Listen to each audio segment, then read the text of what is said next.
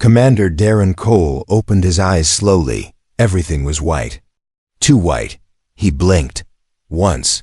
Twice. The ceiling above him was glowing. The air felt cold and heavy. He tried to move, but something held his wrists down. Metal cuffs. He looked. To his sides. His arms were strapped, and so were his legs. This wasn't his room. This wasn't Earth. His heart started to beat faster. The last thing he remembered was lying in bed, after his night shift at the orbital station. He had taken off his boots, closed his eyes, and now here he was, in some strange room with no windows. A soft humming sound filled the space. Like a machine breathing, suddenly blue lights appeared on the walls. Strange symbols moved across. The surface nothing like any language he knew. Darren tried to speak. "Hello, is anyone here?" No answer. Then a voice echoed, calm and robotic. "Darren Cole, you have been selected." He froze. The voice continued. "You are now under the care of the Galactic Women's Tribunal." Darren looked around. "What do you want from me?" No reply. Instead, the lights in the room changed white, turned to pale blue. The cuffs around his wrists opened with a click. He sat up slowly, still confused, still trying to understand what was happening. He stood. The floor was warm, almost alive. He moved toward the wall, touched it. It was smooth but pulsing, like the skin of some strange creature. A door appeared. Not with sound, not with movement. It was just there. The wall shifted and opened. Light poured in. He had to shield his eyes. And then he saw them. Tall, armored women with silver eyes stood in a row. Their skin tones were all different: green, blue, golden, even crystal-like. Some looked human. Most did not. They did not blink. They did not smile. They just stared at him, like he was a rare object. One of them stepped forward. Her voice was strong and cold. "You are property of the tribunal now." Darren narrowed his eyes. "I'm not property. I'm a commander of Earth's military." "You have no right," she interrupted. "Earth is gone." His breath caught. "What do you mean gone?" Another woman spoke, softer but firm. "Your planet destroyed itself. Nuclear fire. Civil collapse. You were saved moments before extinction. You are the last human male in this galaxy." Darren felt the floor spin under him. This had to be a lie. A trick. But their faces didn't show lies. They didn't even look angry. Just cold. "Why me?" he asked, voice shaking.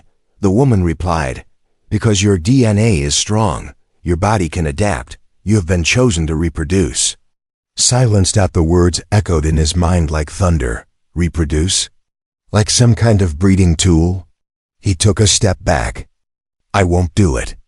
One of the guards raised a hand, and suddenly a wall behind him lit up. A giant screen turned on. Images flashed: Earth's burning cities, broken space stations, floating ruins in orbit. Real-time footage. Earth was gone. His legs grew weak. He sat down on the cold floor. They had told the truth. The woman stepped closer. "We are not monsters. We are saviors. Our own species face extinction. Our males are nearly gone. You are hope, not just for us, but for balance. For life." He looked up at her. "But you kidnapped me." She nodded once. "Because asking would take too long. You would say no. But we do not have time for no." He didn't speak. The woman turned away. The guards stepped aside. "You will be taken to the tribunal. They will judge your role. You may be paired with our daughters. You may refuse, but refusal has its own cost." As they walked him down the glowing corridor, Darren looked around. Everything felt like a dream. Like a cage made of light. The walls whispered. The air smelled strange. He saw other doors. Closed. Were there others? Other prisoners or other experiments? And one question burned in his mind. Was he truly the last man alive? Or was this just the beginning of something worse? The floor moved beneath his feet. Darren Cole wasn't walking, he was being carried by the ground itself. A floating platform, silent and smooth, glided down a massive hallway made of glass and light. Above him, stars blinked through a clear dome. Entire planets floated in the distance. It didn't feel like a prison anymore. It felt like a temple. He was still dressed in a plain gray suit, given to him after the scan. His hands were free, but he knew he wasn't truly free. The two guards beside him, tall women in silver armor, walked without looking at him. They didn't speak. They didn't need to. The corridor ended at two giant doors. They opened without a sound, and he entered the tribunal chamber. It was a circle, huge, glowing, endless. Floating seats lined the walls, stacked high like an arena. On each seat sat a woman. No two were the same. Some had horns. Others had skin like glass. Some looked ancient, others young, but their eyes, they all had the same cold fire. They were judges, and he was the subject. In the center, a platform rose. The guards stopped. Darren stepped forward, heart pounding in his chest. He stood alone under a beam of light. A voice echoed from above. "State your name and origin." He hesitated. "I'm Commander Darren Cole, Earth Defense Command, human." Another voice answered, deeper, full of strength. "Earth is ashes. Titles mean nothing now. You are no longer a commander. You are a carrier." He clenched his jaw. "I'm not carrying anything." A quiet murmur spread through the chamber. Some of the tribunal looked amused. Others looked disappointed. Then the high judge rose. She wore no armor, only a flowing black robe made of stars. Her eyes were silver pools. "Your people were violent. You built weapons, not peace. You destroyed your own world. But your biology's strong. Fertile, adaptive, has value." Darren raised his head. "So what? You want to farm me like some animal?" She did not blink. "We want to survive. You are one path. Your DNA holds diversity. Our daughters cannot mate within. They need what you carry." The lights shifted. A hologram appeared above him. Dozens of female profiles.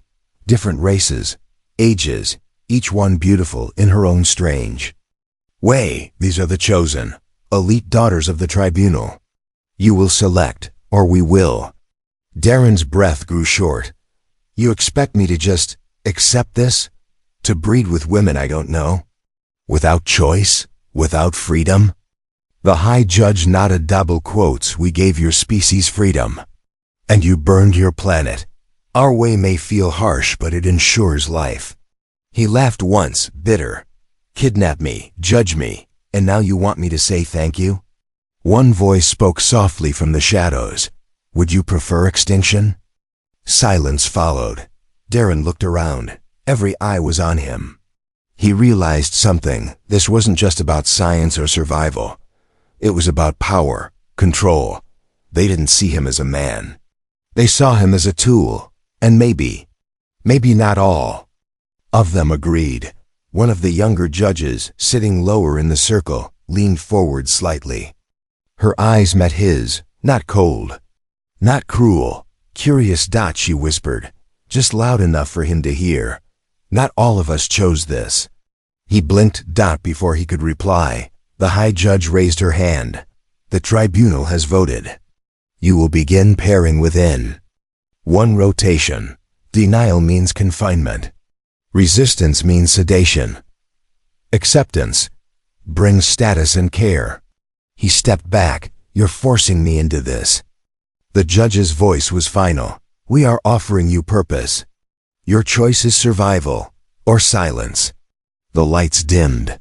The floor moved again. As he was carried away, Darren's mind raced. There were cracks in their unity. Not every judge agreed.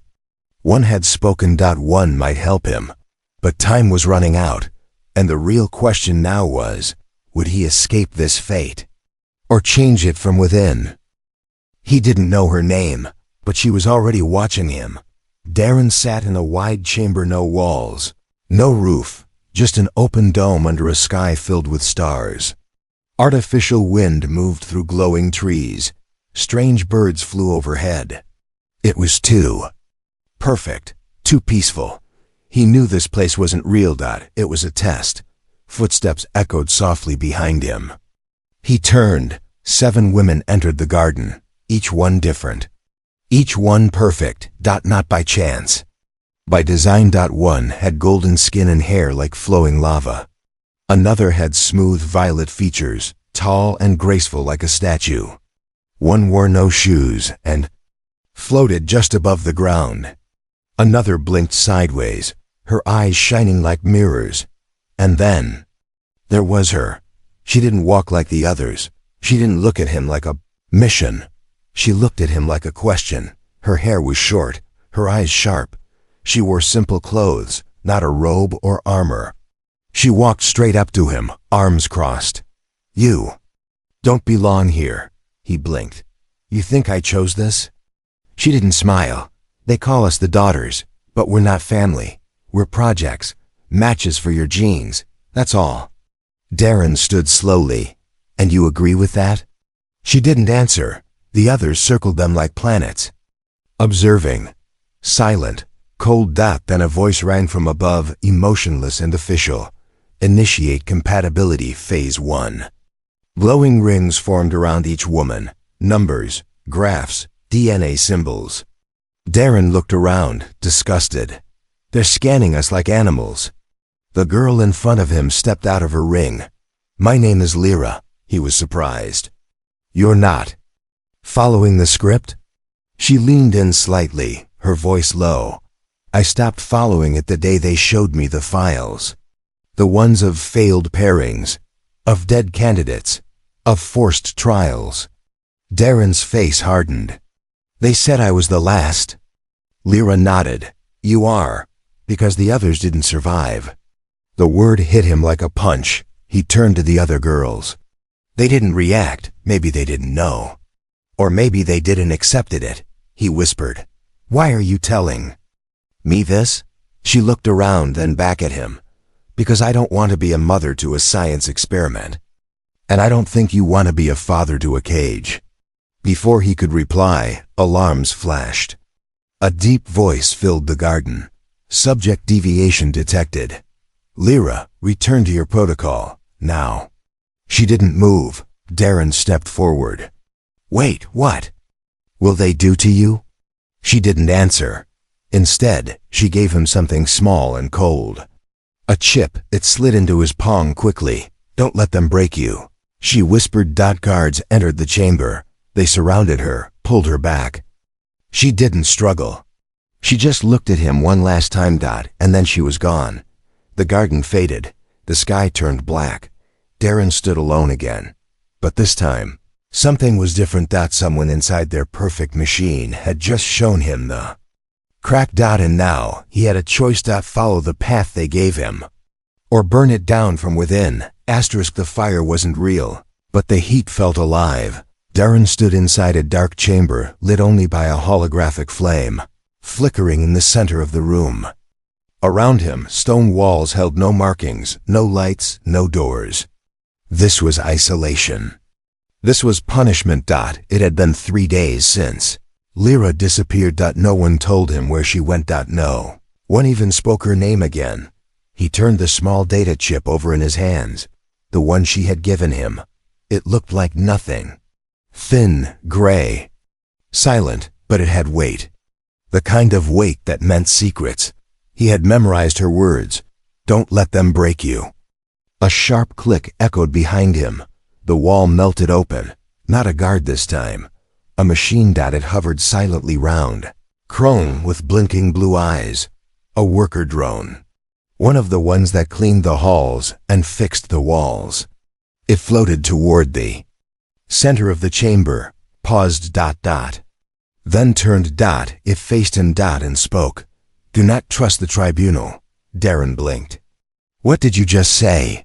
The drone looked around like it could feel the walls listening. "She activated my override.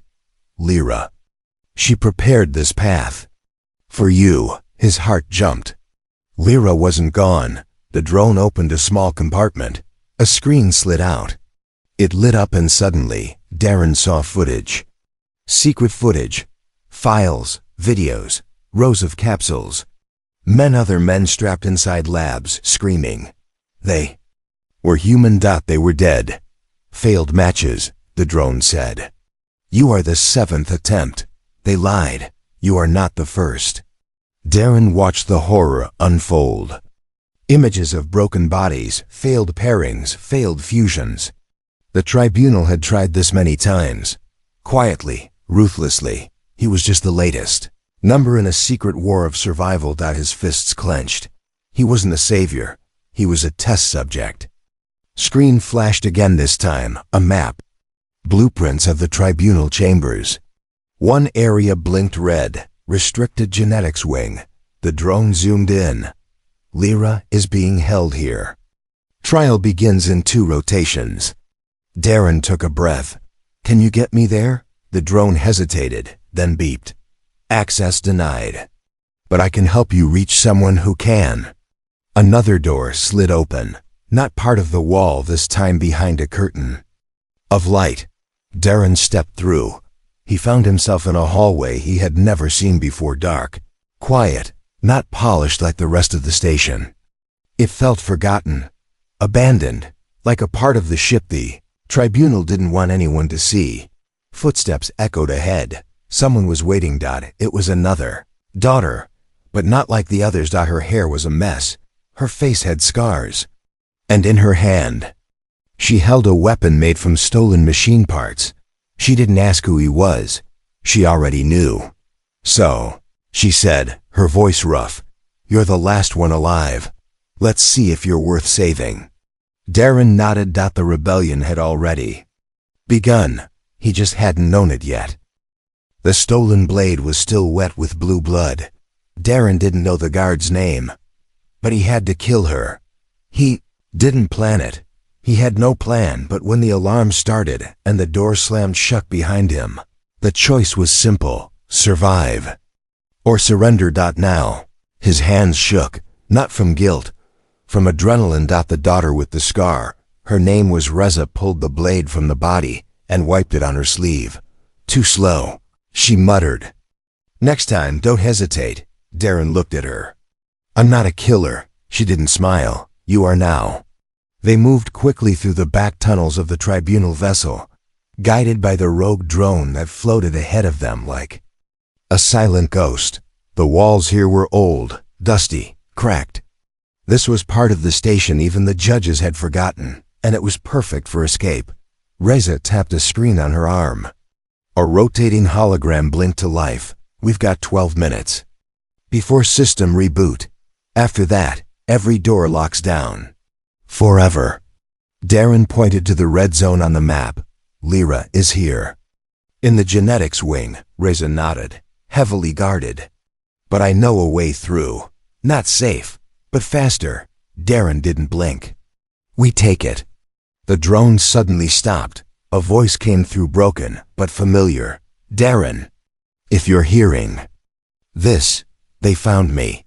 Don't come for me. Not unless you're sure. They'll use me against you. It was Lyra. Her voice cracked. But if you do come, make it count.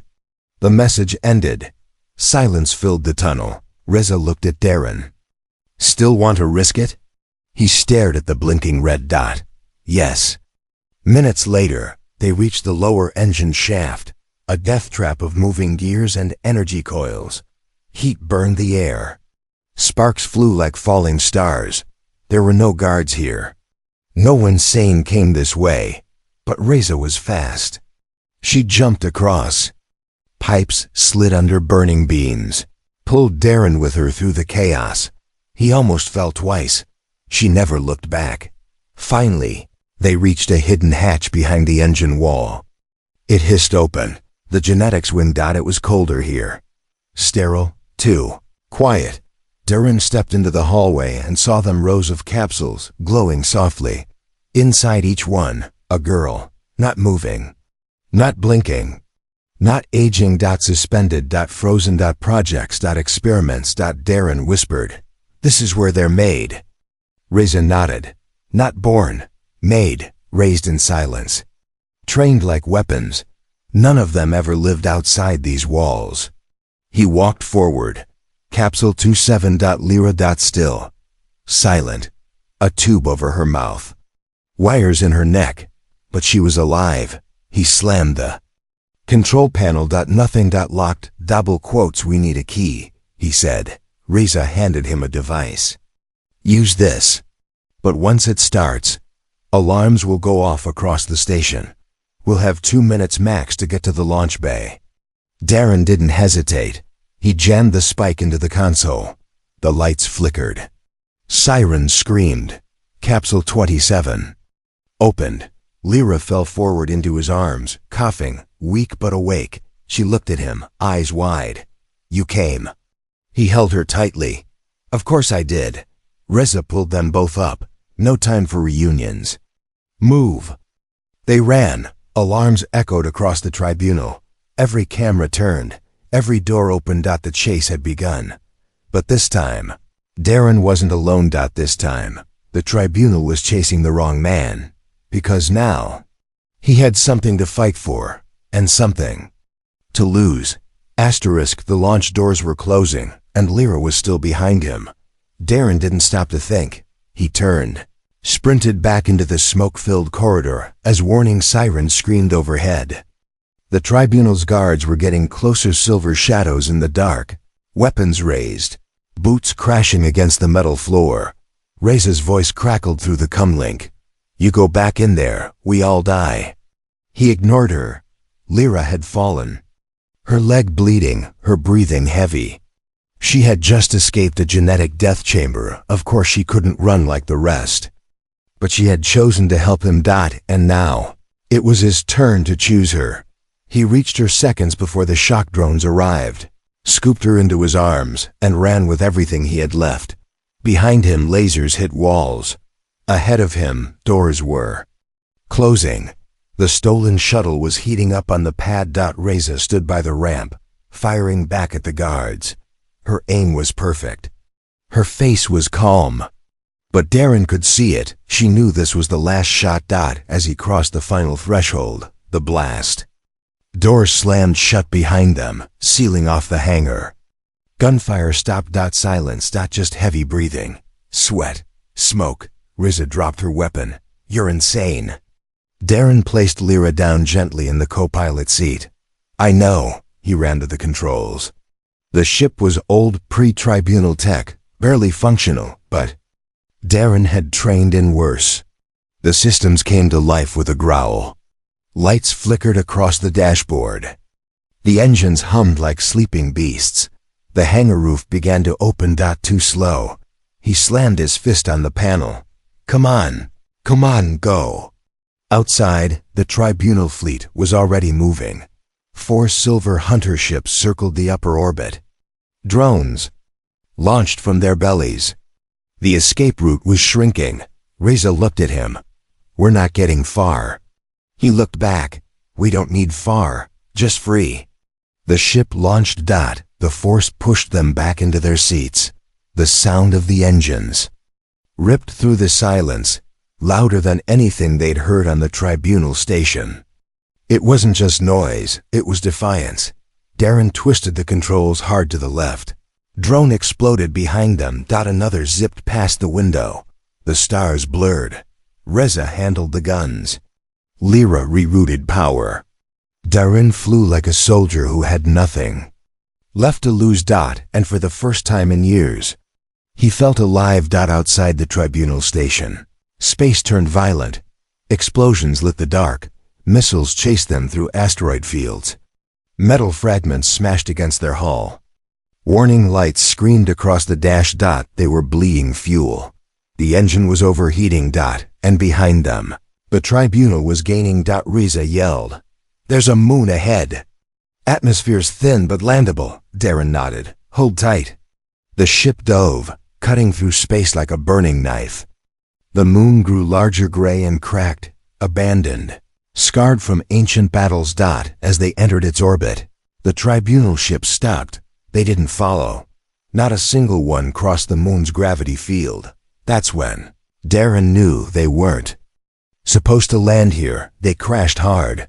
The ship slid across the rocky surface, tore through dust and silence, and finally came to rest beside a ridge. Sparks flew. Lights died. And then nothing. Just darkness. Just breathing. Just survival. Minutes passed. Lyra opened her eyes first. She looked outside. Frozen. "You need to see this," she whispered. Darren climbed out of the wreckage. He stepped into the cold moonlight. In there, hidden behind the rocks, was something the tribunal never wanted him to find. A human flag. Old, torn. And beside it, a small settlement, ruins of Earth tech. Darren stepped forward slowly, heart pounding. A door creaked open, and a child stepped out. Human. Alive. The child didn't speak. He just stared, hair messy, eyes bright, clothes patched with old Earth military fabric. Darren froze. This wasn't possible. Earth was gone. Humans were gone. That's what they'd told him. But this child, this boy, was standing in front of him, holding a worn-out toy shuttle with EDC scratched into its side. Earth Defense Command. His command. Lyra stepped beside him, one hand on her stomach, the other on her weapon.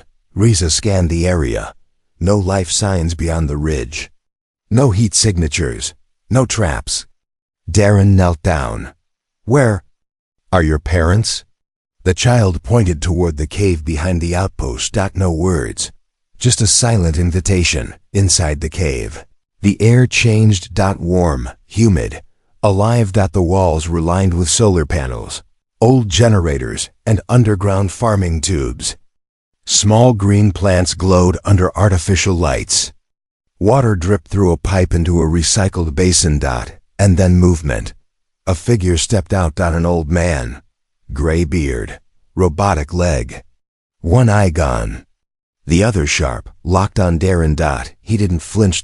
He recognized the symbol on Darren's sleeve. "Took you long enough."